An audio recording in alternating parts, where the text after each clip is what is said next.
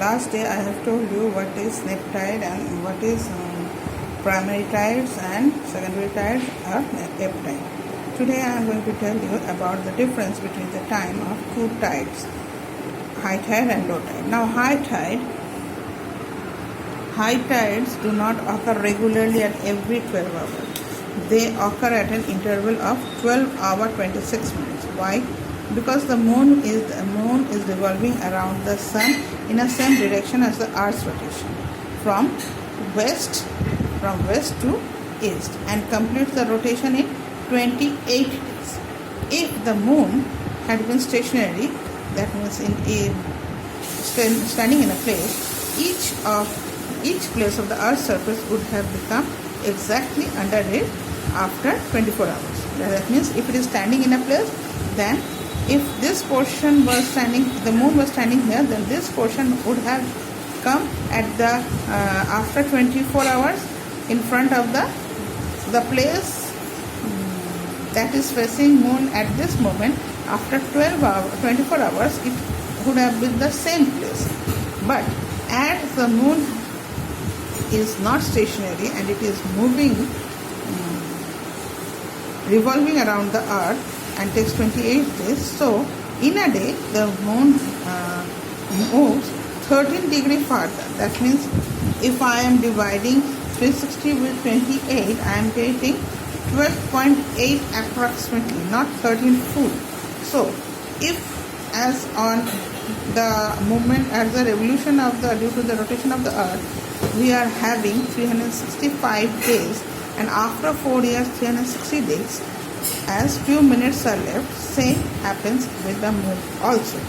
Therefore there is 52 minutes extra time we are getting to reach that place, and that's why high tides changes every day at an interval of between the corresponding high tides in a particular place of 2 falling days might be 24 hours 12 minutes.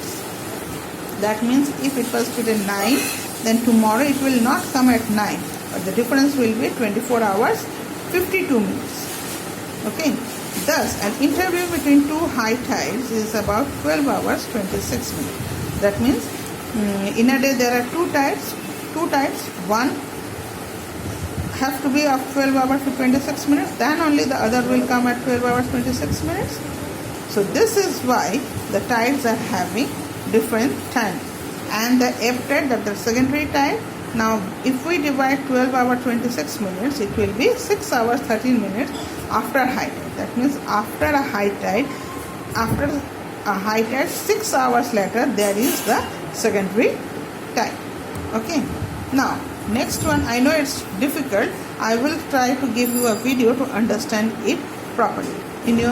Let me find it and get it. The highest tides are known as spring tides. Now when they occur when there is new moon and full moon. New moon, that means after Amavasya, and full moon during Purnima. On these days the sun, moon are almost in a straight formation, and this is known as season. Due to the combined pull of the sun and the moon, every high tides are produced. As they are pulling from both sides, so high tides are produced. On a new moon day, the moon lies between the sun and the earth. That's why it is Purnima, and this is Amavasya. So here also there is an effective pull on the earth, the result of highest tides. Of a full moon day, the earth lies between the sun and the moon, and the attraction of the sun and the moon at a place and its antipode causes a very high tide also. Okay. Next is neap tide. What is neap tide? The lowest tides are known as neap tides. They occur at the first and the third quarter of the moon. First and third quarter of the moon. On these days, the sun and the moon are in a right angle. See, here it is in right angle. When the sun, moon and the earth is in a right angle, there is a relation to the earth.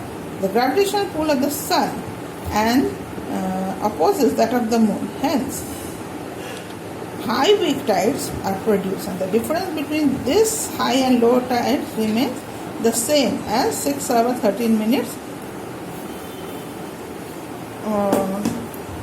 is good. So yeah.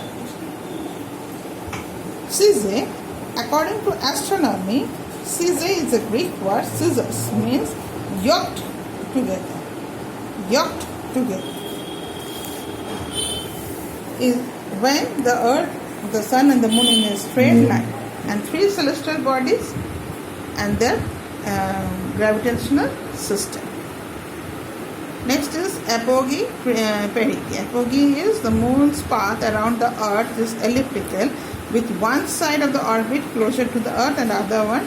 As the earth one side tilts, so there the same thing is with the moon. When the moon is farthest from the earth in its orbit, it is known as apogee, and in its elliptical orbit, when the moon is closest to the earth, it is known as perigee. You have to summarize all these topics. Next is tidal. What is tidal? Tidal bore is a high tidal waves. In Bengali we tell it ban, more bigger than ban when it is seen in the narrow rivers or in upstreams. In advance upstream, like a wall of water is coming of 5 to 8 meters. Tidal bores occur in the river Hooghly, Yangtze. Those who live near Ganga, they might have seen a tidal bore coming. It comes during high tides. If the river mouth is overset and becomes shallow, then it occurs. If the flow of the water gets obstructed during high tide, the level of the water rises, then it occurs. The river mouth is constricted inland and wide by the mouth, then it occurs. During monsoon, when the river is almost full, then also tidal bore occurs. Now, what are the effects of tides? Tides exercise influence on the coastal areas and the lower courses of the river. It clears out the roughage materials that is being stuck near the mouth during ebb tide. Tides sometimes give navigability in the rivers. They help big ships to reach the ports, shallow water in the interior. At high tide, ships enter the harbour. Like in Kolkata or in Hooghly in London, the high tides help the ship to come near the port. Tidal energy is from tides. Energy is being converted to use as electricity or other energy, other places. Energy is being used, that is known as tidal energy. Seas where fishes enter rivers during high tide. The fishes which are in the seas during high tides, with the water they are coming into the rivers. And when saline water mixes with the sweet water, this makes the water unfit for cropping. This is a demerit. When this saline water mixed with river water, then that time the water is not good for watering the crops. Salt water at high altitudes keeps the pores ice-free. That I have made you understand also, earlier only, how pores are becoming ice-free due to salt water at high altitudes. Okay, thank you.